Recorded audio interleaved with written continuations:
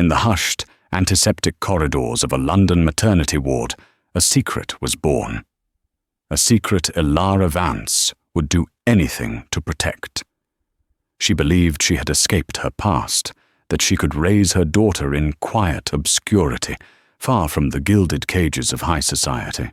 But the past has a way of finding you, especially when it arrives in the form of Alistair Beaumont, the Duke of Blackwood, a man as feared for his ruthless reputation as he was for his piercing grey eyes. He didn't just knock on the door of her fragile new life. He kicked it down, threatening to expose a truth far more scandalous than anyone could possibly imagine. The air in St. Jude's lying-in hospital for gentlewomen always smelled faintly of bleach and fear. It was a place for secrets, a clean, white-walled repository for the inconvenient consequences of passion. For Elara Vance, it was supposed to be a sanctuary. Here she was simply Mrs. Smith, a widow whose husband had tragically perished at sea, leaving her with child. The lie was thin, as translucent as the worn linen sheets on her cot. But it was all she had. Her daughter, Lily, was 3 days old. A perfect, miniature human with a tuft of dark hair and eyes that were still the cloudy, indistinct blue of a newborn. Elara would spend hours just staring at her, her heart a painful knot of fierce love and paralyzing terror.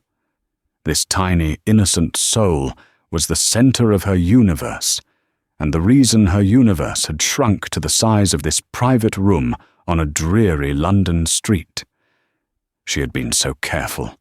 After fleeing the glittering, predatory world of her former life as a lady's companion, she had used the last of her savings and sold the few pieces of jewelry she owned to afford St. Jude's. No one knew where she was. No one knew about the baby. She had erased herself from the world that had nearly broken her. The night nurse, a stout, no-nonsense woman named Beatrice, bustled in. "A visitor for you, Mrs. Smith." Elara's blood ran cold. "A visitor? There must be a mistake. I'm not expecting anyone." Beatrice's expression was unreadable, but a flicker of something, pity perhaps, crossed her face. He was very insistent. "Said his name is Beaumont." The name hit Elara like a physical blow. Beaumont, a name synonymous with power, wealth, and ruin. A name she had desperately tried to forget, a name that belonged to the ghosts of her past. It couldn't be.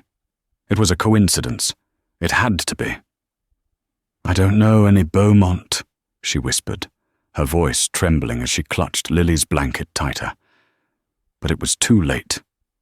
The door swung open, and the man who filled the frame seemed to suck all the air from the room. He was taller than she remembered, his shoulders broad beneath a perfectly tailored charcoal coat. His face was all sharp angles and severe lines, as if carved from granite. But it was his eyes she remembered most. They were the color of a winter storm, and they were fixed on her with an intensity that stripped away her pathetic disguise as Mrs. Smith and left her utterly exposed. Alistair Beaumont, the 9th Duke of Blackwood, the man they called the Iron Duke, not for his military prowess, but for the cold, unyielding way he ran his vast empire and his life. He was the most feared man in London, and he was standing in her maternity ward. He took a step into the room, his polished boots clicking ominously on the linoleum floor. His gaze flickered from Elara's terrified face to the bundle in her arms, and his expression hardened into something unreadable, something terrifyingly certain. "Elara Vance," he said, his voice a low, chilling rumble that vibrated through the small room. "I believe we have something to discuss." The silence that followed his words was a living thing, thick and suffocating. The nurse, Beatrice, seemed to evaporate, closing the door with a soft click that sounded as final as a prison gate locking. Ilara was alone with the one man she had prayed never to see again. "Your Grace," she finally managed, her voice a mere thread. "You are mistaken. My name is Smith." A corner of Alistair's mouth quirked in a humorless smirk. "Please, Miss Vance, do not insult my intelligence. My agents are thorough. It took them 2 months to find you, but they are nothing if not persistent. The seamstress you sold your last gown to, the pawnbroker who bought your mother's locket. The trail was faint, but it was there. Every word was a nail in the coffin of her carefully constructed anonymity. He knew. He had hunted her down. The question was, why? Her mind raced, replaying the single, catastrophic night that had led her here. The midsummer masquerade at Lord Ashworth's estate. She had been there as a companion to her employer's vapid daughter. The champagne, the intoxicating music, the stolen moments in the moonlit garden with a masked stranger whose charm was as devastating as his kiss. A stranger she later learned was Julian Beaumont, the Duke's notoriously handsome and reckless younger brother, the golden boy of the family. Alistair took another step closer, his stormy eyes never leaving the infant in her arms. "I am not here to debate your identity. I am here for the child." Ilara's heart hammered against her ribs. She instinctively curled her body around Lily, a primal, protective gesture. "She has nothing to do with you." "On the contrary," he said, his voice dangerously soft. "She has everything to do with me. My brother, Julian, is dead." The news was a shock, but it was secondary to the terror seizing her. She hadn't known. Julian Beaumont, dead. "He died 3 months ago," the Duke continued, his face a mask of cold control. "A reckless wager, a steeplechase, a broken neck, a fittingly dramatic end for a man who lived his life as a drama. Before he died, however, he was prolific in his indiscretions. My solicitors have been settling his debts and his obligations ever since." He paused, letting the implication hang in the air. "One of those obligations, it seems, is a child. A Beaumont child." Ilara stared at him, the pieces clicking into place with horrifying clarity. He thought Lily was Julian's.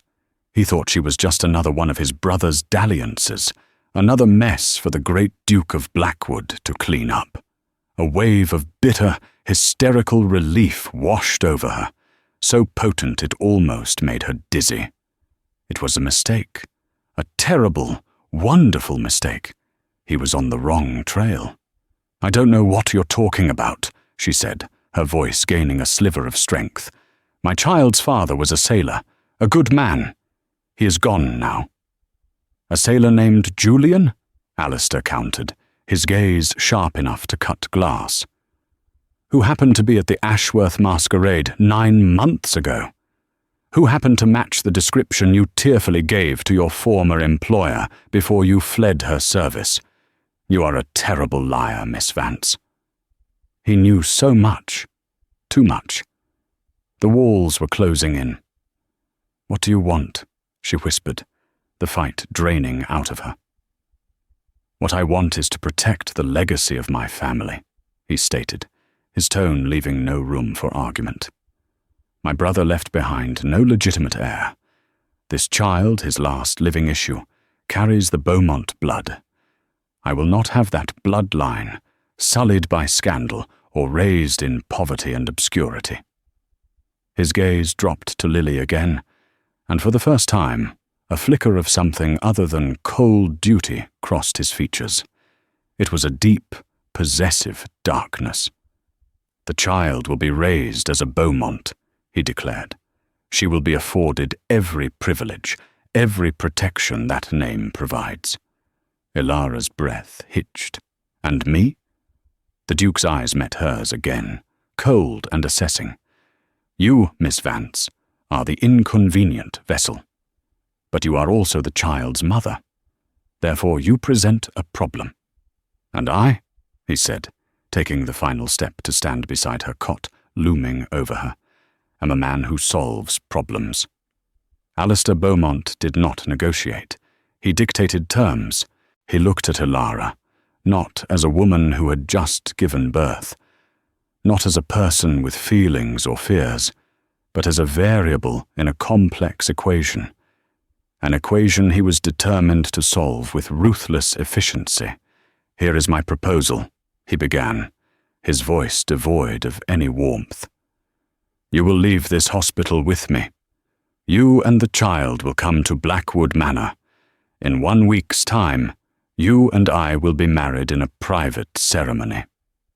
Elara stared at him, speechless. The audacity of the statement, the sheer arrogance, was breathtaking. Marry him? The Iron Duke? The man who looked at her as if she were a piece of dirt on his shoe? You're insane, she breathed. I'm pragmatic, he corrected smoothly. A public scandal would be distasteful. The tabloids would feast on the story. Fearsome duke's rake of a brother, father's illegitimate child with penniless companion. It would tarnish a name that has been respected for centuries. My solution is cleaner. He began to pace the small room, his movements economical and precise, like a caged tiger. We will present a different narrative. You and I have been engaged in a secret courtship, a whirlwind romance. To avoid the prying eyes of the ton, we married quietly. This child, he gestured towards Lily, will be presented as mine. A premature but welcome heir. It is a neat, tidy story. Believable enough, given my reputation for privacy. He wanted to claim Lily as his own, to erase her true parentage, or what he believed to be her true parentage, and write his own history. And what do I get from this arrangement? Elara asked, her voice laced with ice. You get everything, he answered without hesitation. Your daughter will not be a bastard. She will be Lady Lily Beaumont, daughter of a duke. She will have a future of unimaginable security and privilege. She will never know a day of hunger, a moment of fear. As for you, his eyes raked over her, you will be the Duchess of Blackwood. You will have wealth, status, and protection. You will never have to work as a companion or sell your possessions again. In exchange, you will play your part. You will be a dutiful wife in public and a discreet mother in private. You will not cause any scandals. You will obey my rules. It was a contract, a business deal. Her life, her daughter's life, traded for a title and a lie. And if I refuse, she challenged, though her heart was pounding with the terror of a trapped animal. Alistair stopped pacing and turned to face her fully. The air grew colder.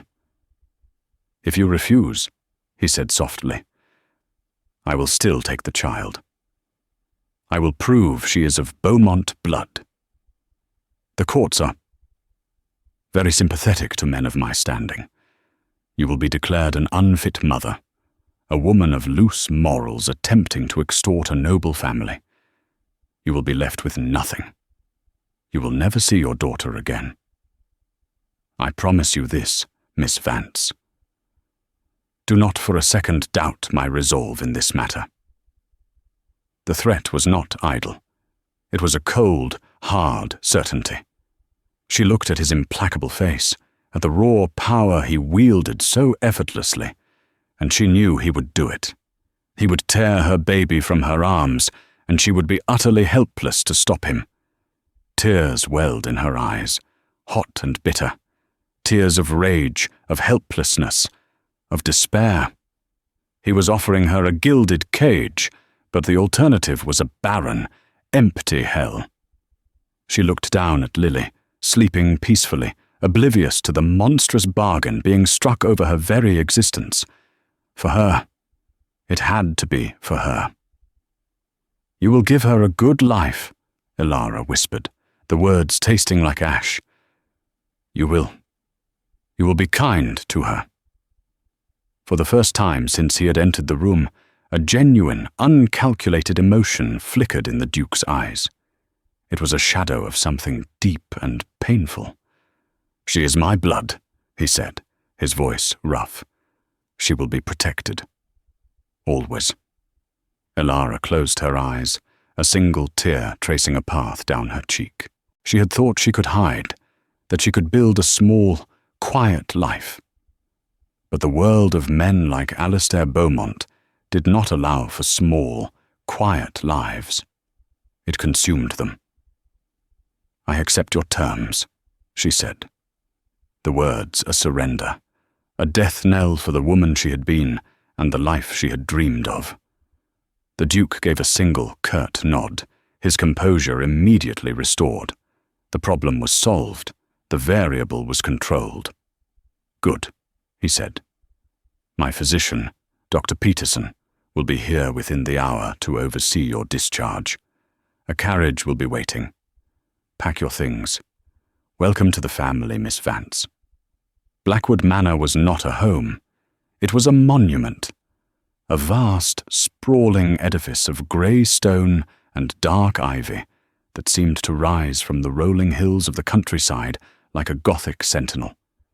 It stared down at the world with hundreds of mullioned windows, each one like a cold, judgmental eye. As the carriage crunched up the gravel drive, Elara felt as if the house itself was passing sentence on her. Inside, it was a palace of shadows and silence. Sunlight struggled to pierce the heavy velvet drapes. The air was still and smelled of beeswax and centuries of accumulated power. Footsteps echoed on the black and white marble floors of the grand hall, and stern-faced ancestors watched from enormous gilded frames, their painted eyes following her with disdain. Alistair led her through the labyrinthine corridors with the detached air of a museum curator. "This is the East Wing. Your chambers are here. They are connected to the nursery. I have taken the liberty of hiring a head nurse, a Mrs. Gable. She is highly recommended." Her chambers were opulent, furnished with rich mahogany and silk brocade. A fire was already crackling in the hearth, but it did little to chase away the chill that seemed to emanate from the very walls. It was a luxurious prison cell. The days that followed blurred into a disorienting routine, governed by an unspoken, rigid etiquette. Alistair was a ghost in his own house. He was gone before she woke, and he returned long after she had retired for the evening. They took their meals in a cavernous dining hall, seated at opposite ends of a table so long they could have been in different rooms. Their conversations were stilted, formal affairs, limited to polite inquiries about her health or the baby's needs. He never asked about her past, about her feelings. He never touched her. The only warmth in Elara's life was Lily. In the nursery, with the door closed, she could pretend. She could sing to her daughter, whisper stories, and cover her tiny face with kisses. But even there, she was not truly alone. Mrs. Gable, the nurse, was a constant, hovering presence. She was efficient, skilled, and utterly devoted to the Duke. Her deference to Elara was a thin veneer over a core of steely suspicion. She was Alistair's eyes and ears, another warden in the gilded cage. The staff treated her with a chilling, correct politeness. She was the future Duchess, yet she felt like an impostor, a fraud. The head housekeeper, a formidable woman named Mrs. Albright, who had served the Beaumonts for 40 years, made her disapproval plain in 1,000 subtle ways. A thinly veiled comment about new blood, a pointed question about her family lineage, a glance that dismissed her as nothing more than a common stray the Duke had inexplicably brought home. One evening, unable to bear the oppressive silence of her rooms, Elara wandered into the library. It was Alistair's sanctuary, a vast 2-story room lined floor to ceiling with books. A massive globe stood in one corner, and a fire roared in a hearth large enough to stand in. She didn't expect to find him there. He was usually sequestered in his study. But he was there, standing by the fire, a glass of amber liquid in his hand. He wasn't wearing his formal jacket, and with his sleeves rolled up to the forearms, he looked younger, less like a duke and more like a man. He turned as she entered, his expression unreadable. "I did not expect to see you." "I apologize," she said quickly, turning to leave. I couldn't sleep." "Stay," he said. The word was not a command, but it wasn't quite a request either. She hesitated, then walked slowly towards the fire, keeping a safe distance. An awkward silence fell between them. Is Lily well?" he asked, staring into the flames. "She is," Elara replied. "She has a strong grip. She held my finger for a full minute today." A small, genuine smile touched her lips at the memory. Alistair didn't smile, but something in his stern facade seemed to soften for a fraction of a second. My brother Julian. He was always like that, full of life. He would grab onto things and refuse to let go. It was the first time he had mentioned his brother with anything other than cold duty. The name hung in the air between them, the ghost who had orchestrated this entire impossible situation. "You must have loved him very much," Elara said quietly. Alistair tossed back the contents of his glass, the movement sharp and violent. "Love is a complicated word, Miss Vance. Julian was my responsibility. From the day our parents died, he was my charge. A charming, brilliant, and utterly reckless charge. I spent half my life paying his debts, and the other half cleaning up his messes." He set the glass down with a heavy thud. "This is just the last and largest of them." His words were harsh, but for the first time, Elara heard the profound grief and exhaustion beneath them. He wasn't just a cold-hearted duke. He was a brother who had lost the one person he was sworn to protect. He was trapped by duty, just as she was. He turned his grey eyes on her, and they were filled with a weariness that startled her. "The wedding is in 3 days. Are you prepared?" She simply nodded, her throat too tight to speak. "Good," he said, turning back to the fire, the walls of his ducal authority sliding back into place. "You should get some rest. Being a duchess is a demanding role." As Elara walked back to her room, she felt a profound shift inside her. She had seen a crack in the iron armor, a glimpse of the man beneath the title. It didn't make her fear him any less, but it planted a dangerous, unfamiliar seed in the barren soil of her heart. A flicker of understanding, and perhaps even compassion. The wedding was a sterile, soulless affair. It took place in the family's private chapel at Blackwood, a cold stone chamber that smelled of dust and incense. The only witnesses were a grim-faced solicitor and a visibly uncomfortable Mrs. Albright. Elara wore a simple cream dress borrowed from the vast Beaumont collection of mourning clothes. Alistair stood beside her, a rigid, unyielding statue in a dark suit. When he slid the heavy gold band onto her finger, his touch was as cold as the ring itself. She was now Elara Beaumont, the Duchess of Blackwood. The lie was complete. Life as the Duchess was a performance. She learned the schedules, the names of the tenants, the charities she was expected to patronize. She sat beside Alistair at formal dinners, a silent, beautiful accessory. They were a perfect, frozen tableau of a noble couple. But at night, they retreated to their separate wings of the house, the distance between them as vast and unbridgeable as ever. Her only solace was Lily.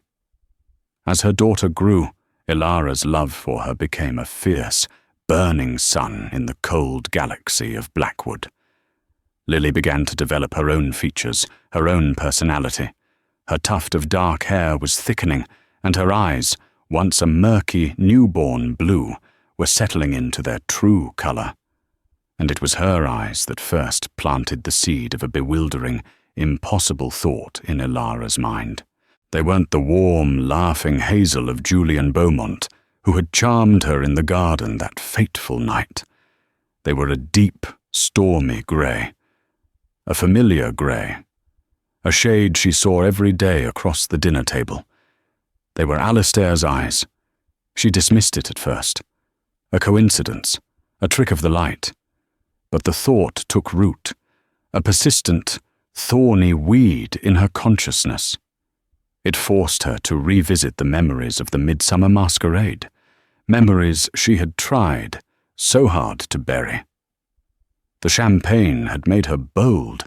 She had slipped away from her duties, drawn to the magic of the gardens. A man in a domino mask and a dark, simple costume, no foppish silks or velvets like the other peacocks, had found her by the fountains. He didn't offer flirtatious platitudes.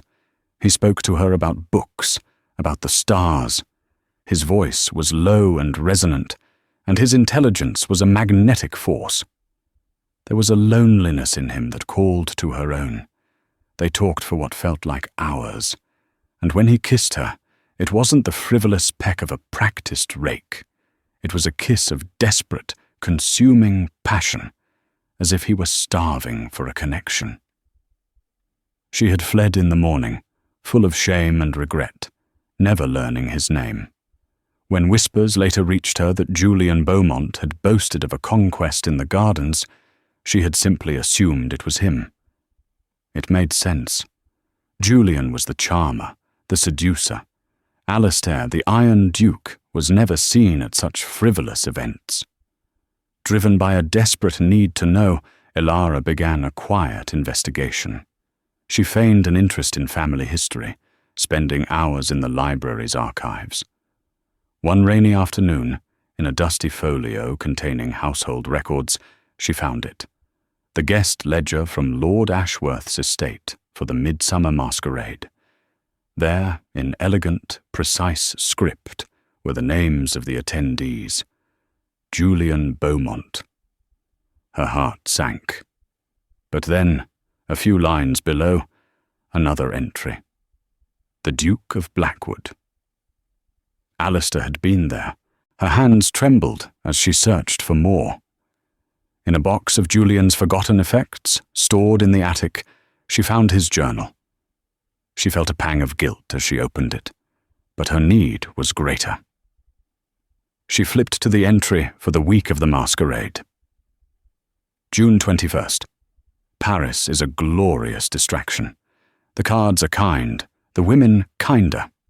Harrington is a fool to think he can best me at baccarat. Alistair can handle the Ashworth affair. I have more pressing engagements. Will return to London at month's end. He wasn't there. Julian Beaumont had been in Paris the entire week of the ball. The journal slipped from her fingers. The room seemed to tilt on its axis. If Julian wasn't at the party, who was the man in the garden? The man with the intelligent, lonely eyes and the soul-searing kiss. The man who had worn a simple dark costume, so different from his flamboyant brother. The memory came flooding back, sharp and clear. The man's height, the breadth of his shoulders, the low, rumbling voice, and the eyes she had glimpsed through the slits of his mask. Storm-grey eyes. It was Alistair, her husband. Lily was not Julian's daughter. She was not the last of a rake's mistakes, a problem to be managed. She was Alistair's, his firstborn, his true heir, and he had no idea. He had built this entire elaborate, cold-hearted arrangement around a lie. He had married her, bound her to him, all to protect his brother's legacy, when all along it was his own. The irony was so bitter, so profound.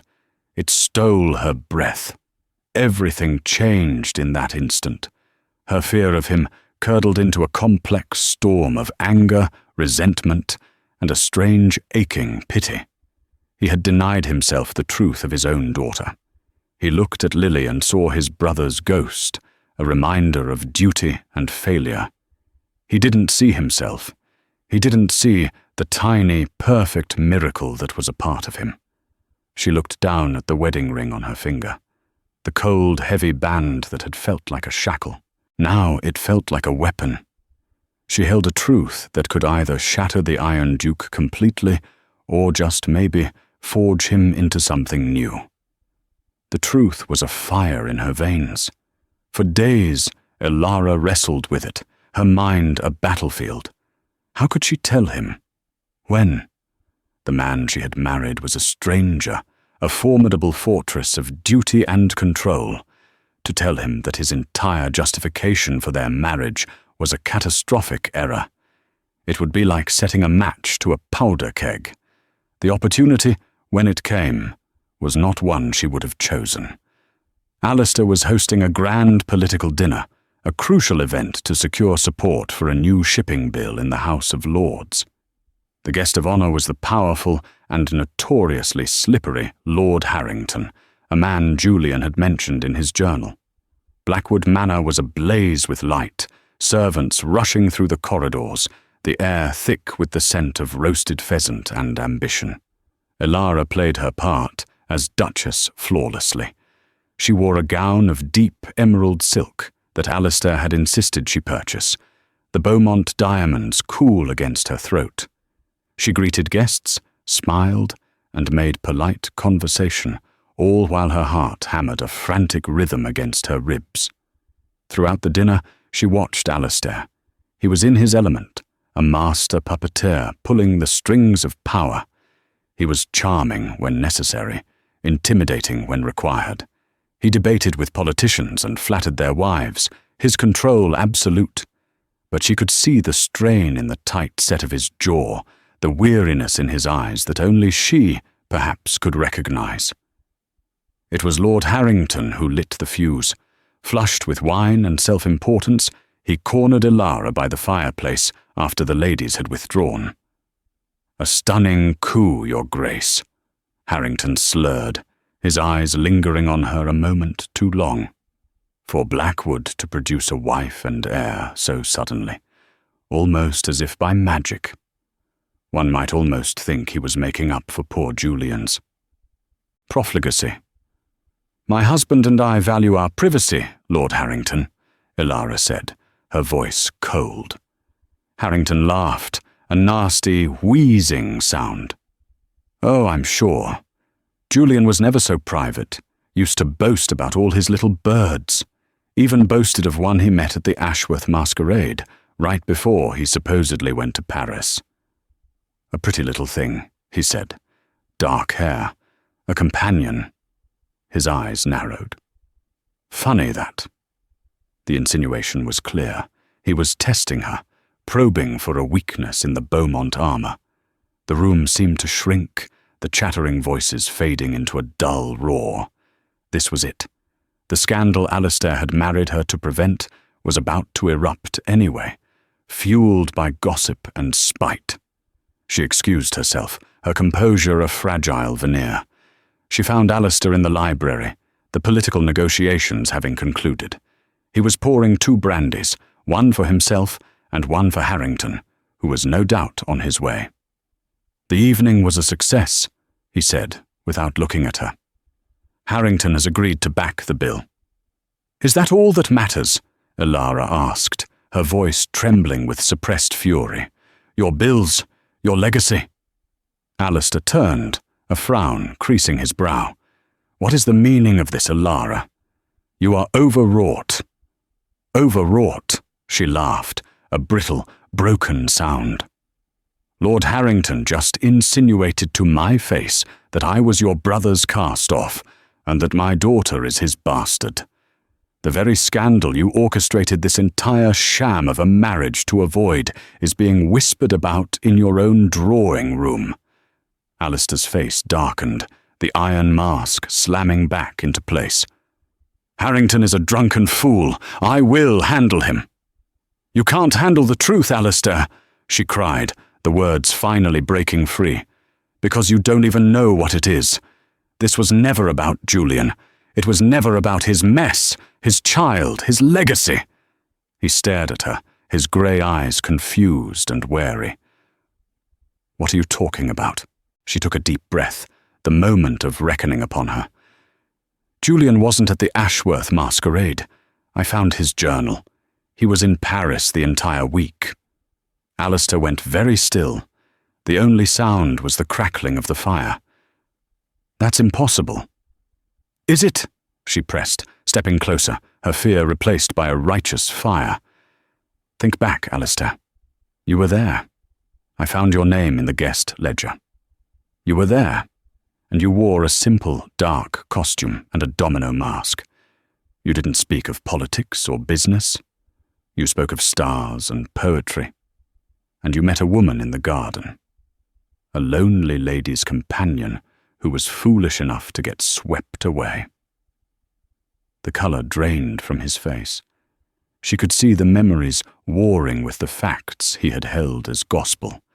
"It can't be," he whispered, more to himself than to her. "Look at her, Alistair," Elara pleaded, her voice breaking. "For once in your life, truly look at your daughter. Stop seeing your brother's ghost and look at her face. She doesn't have Julian's eyes. She has yours. The name of the game is not just a game. It's a game of life." The Duke of Blackwood, the most feared and controlled man in England, looked as if she had struck him. He staggered back a step, his hand coming up to brace himself against the mantelpiece. The carefully constructed world of duty, responsibility, and damage control he had built around himself was crumbling to dust at his feet. He looked at Elara, truly looked at her for the first time, not as a problem or a solution, but as the woman from the garden, the woman he had shared a moment of impossible, anonymous connection with. And in his eyes she saw a dawning horror, followed by a profound, soul-shattering wave of understanding. Lily wasn't his shame. She wasn't his burden. She was his. At that moment, the library door swung open, and Lord Harrington swaggered in, a smug look on his face. "Blackwood, I trust you have that brandy for He stopped short, sensing the electric tension in the room. Alistair didn't even look at him. His gaze was locked on Elara, his face a maelstrom of emotions she had never thought to see there. Regret, pain, and a raw, terrifying vulnerability. The Iron Duke was broken. For a long, agonizing moment, the three of them stood frozen in a silent tableau within the grand library. Lord Harrington, his wine-flushed face a mask of confusion, sensing the sudden, violent shift in the room's atmosphere. Elara, her heart a frantic drum against her ribs, the echoes of her monumental confession hanging in the air like dust motes in a sunbeam. And Alistair, the formidable Duke of Blackwood, looking utterly undone, as if the very foundations of his world had been ripped out from under him, leaving him standing on the edge of a precipice. His face, usually a carefully controlled mask of aristocratic indifference, was a maelstrom of colliding emotions. Shock was the first wave, stark and white around his knuckles as he gripped the mantelpiece. It was followed by a flicker of pure, unadulterated disbelief, his mind clearly refusing to process a truth so contrary to the narrative he had so rigidly constructed. Then came the horror, a deep, soul-shaking horror, as the pieces began to click into place with the sickening finality of a tomb door sealing shut. The masquerade, her eyes in the moonlight, the overwhelming, uncharacteristic impulse that had driven him to kiss her, and finally, Lily, his daughter. His mind replayed every glance he had ever given the child, every moment he had seen her as a burden, a problem, a symbol of his brother's failings. The weight of his colossal mistake crashed down on him, not like a wave, but like a mountain. Something inside of him, The iron spine of duty and control that had defined his entire existence finally fractured. He straightened slowly, not with his usual rigid authority, but with the deliberate, dangerous calm of a storm gathering its strength. He turned, not to Ilara, but to the intruder in their private cataclysm. His gaze fell upon Lord Harrington, and the cold fury in his eyes was more terrifying than any shouted rage. It was the absolute zero of a man who had been pushed past every known limit. "Harrington," Alistair said, his voice a low, chilling whisper that cut through the tension-filled room. "You will leave my house. Now." Harrington, still addled by wine and arrogance, blustered. "But Blackwood, the deal for the bill. The deal is null and void," Alistair cut in, his tone leaving no room for argument. He took a step forward, his presence so menacing that Harrington instinctively took a step back. "Your support is no longer required. In fact, your very presence in my home is an offense." "Now see here," Harrington began, puffing out his chest. "I'll not be spoken to." "You will be spoken to precisely as I see fit," Alistair countered, his voice dropping even lower. "You came into my home, you accepted my hospitality, and you used the opportunity to insult my wife. You are not only a drunkard and a fool, but you are a man of no honor." He paused, letting the words land like blows. "Furthermore, if I ever again hear you speak my wife's name, or my daughter's name, in any tone other than one of complete and utter respect, I will use the full weight of my resources to systematically destroy everything you have ever built. Your shipping interests will find every port closed to them. Your political allies will find you suddenly untouchable. Your creditors will call in every last shilling you owe. I will erase you from the landscape of this society so thoroughly that the only memory of Lord Harrington will be as a cautionary tale. Am I understood?" Harrington, for all his bluster, was a coward at his core. Faced with the unbridled, focused wrath of the Iron Duke, he crumbled. The colour drained from his face, leaving it a pasty grey. He gave a jerky, terrified nod, turned on his heel without another word, and practically fled the room, slamming the heavy oak doors behind him. The boom echoed in the sudden, profound silence. It was just the two of them now. Alistair didn't turn to her immediately. He walked to the window, his broad back to her, and stared out at the dark, sprawling grounds of his estate, a kingdom he ruled with absolute power, yet inside of which he had been a blind and foolish king. "All this time," he said, his voice ragged, raw with an emotion she couldn't identify, "all this time, I looked at that child, at our child, and I saw him. I saw Julian. I saw a duty, a final, painful link to my brother, a living reminder of all his failures, and my failure to save him from himself. I truly believed I was doing the honorable thing, protecting the family name, giving his child the life and legitimacy he had failed to provide." He let out a harsh, bitter laugh that was more like a sob. "The arrogant, sanctimonious fool. I was so certain in my judgment, so righteous in my burden." He finally turned to face her, and the mask was gone, utterly gone. In its place was a man stripped bare, his regret and pain etched into every line on his face. This was not the Duke. This was Alistair.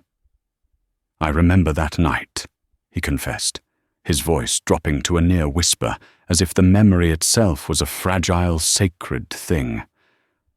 "I wasn't meant to be there.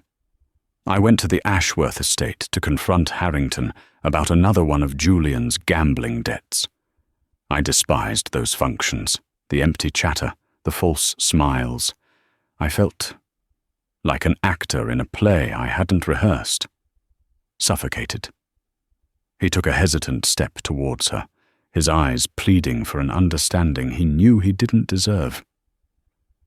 "Then I saw you in the garden. You weren't playing the coquette like the other women, trying to catch a title. You were looking at the stars. You seemed as out of place as I felt. For one night, for one single hour, I wasn't the Duke of Blackwood, responsible for 1,000 tenants and a nation's commerce. I was just a man who felt a connection so real, so instantaneous, it terrified me." His gaze dropped to the floor. I fled the next morning like a coward. It was a lapse in control I couldn't comprehend. Then, weeks later, the whispers started. You had fled your post, pregnant. And Julian, who had just returned from Paris, was boasting of a conquest in the gardens to his friends. A lie to cover his real whereabouts, I now realize. It was so much easier to believe him. It fit the narrative of my life. He was the reckless one who lived with his heart. I was the responsible one who lived with his head, cleaning up the mess. To believe the child was his allowed me to keep a wall around my own heart. To admit she was mine would have meant admitting to a vulnerability, a passion I thought I had buried with my parents. Tears streamed silently down Ilara's face. Tears not of sadness, but of a profound, aching release. The truth was finally out in all its painful, complicated glory. "Alistair," she whispered his name for the first time, not as a title but as the name of the man before her. He closed the distance between them, stopping just inches away. He looked tormented, his internal struggle visible.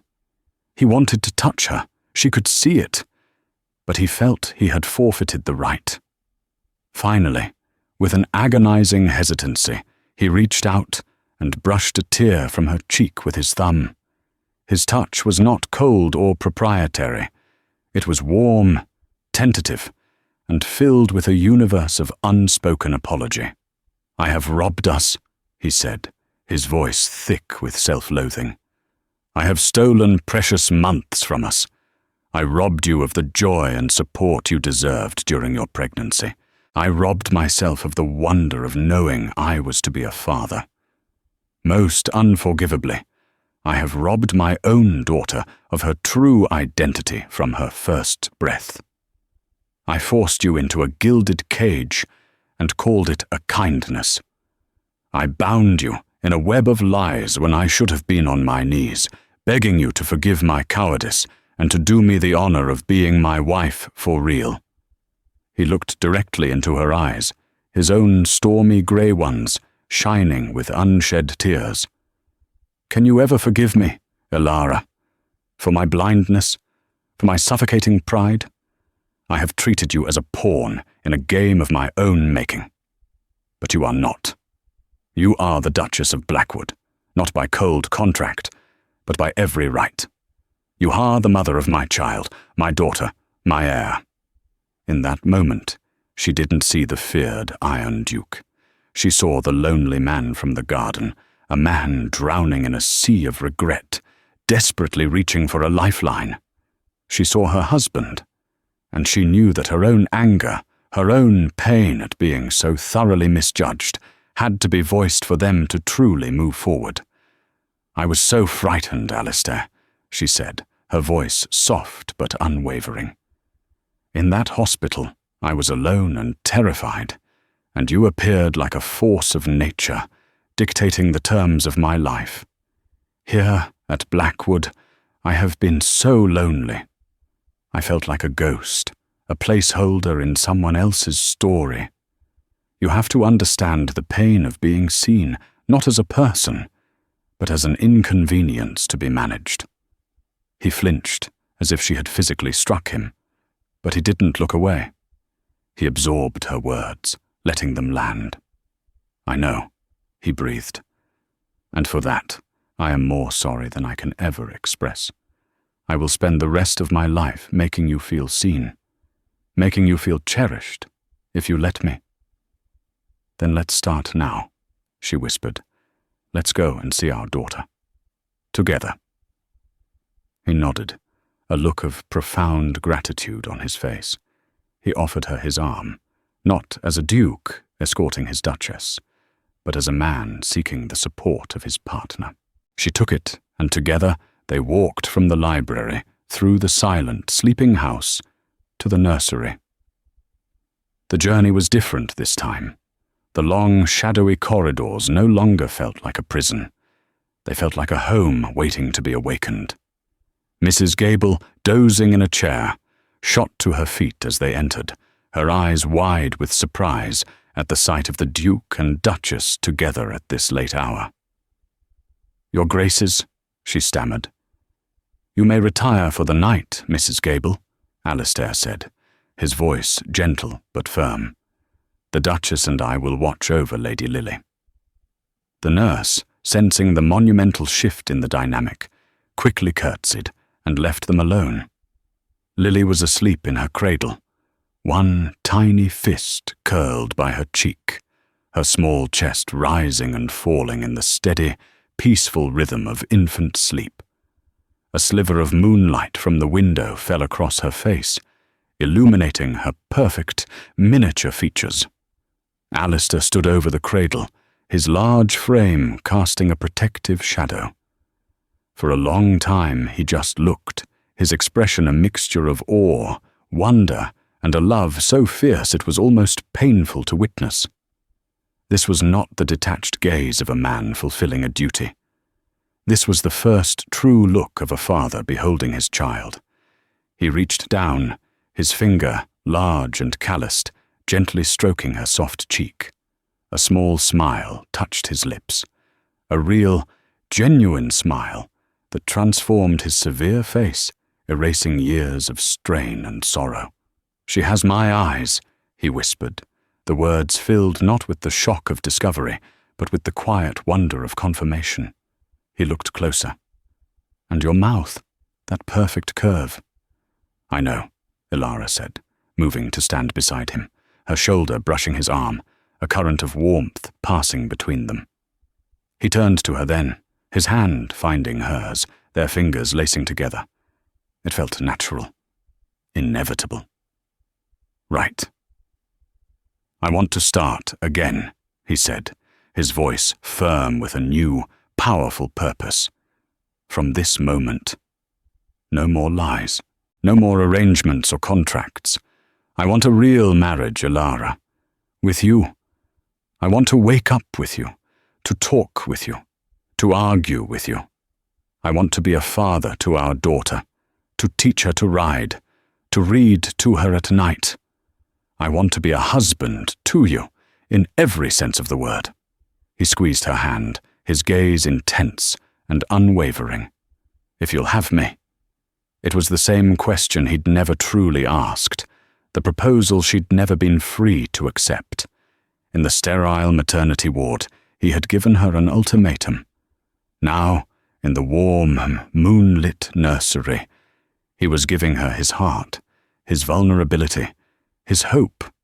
In the quiet peace of the nursery, with their daughter sleeping between them, Ilara looked at the man who had stormed into her life, the man she had feared, resented, and secretly pitied. She saw the lonely man from the garden and the broken man from the library, and she knew they were one and the same. The gilded cage had dissolved. In its place was the messy, complicated, beautiful foundation of a home. "Yes, Alistair," she answered, her heart so full it felt like it might burst. "Yes, I'll have you." A wave of relief so profound it was almost visible washed over him. He lifted her hand to his lips and pressed a kiss to her knuckles, his eyes never leaving hers. A promise, a beginning, a vow far more meaningful than the one spoken in the cold stone chapel.